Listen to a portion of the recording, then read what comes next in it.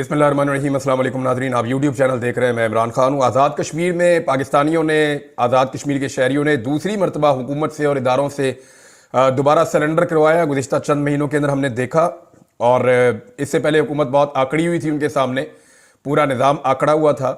वहाँ पर देखें, मामला शुरू हुआ जब एक एजेंसियों की मुदाखलत से एक हुकूमत को गिराकर एक कठपुतली वज़ीर आज़म बनाया गया।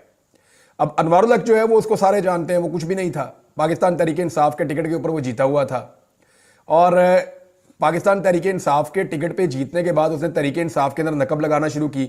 उसकी मदद की खुफिया हाथों ने, नामालूम हाथों ने उसकी मदद की।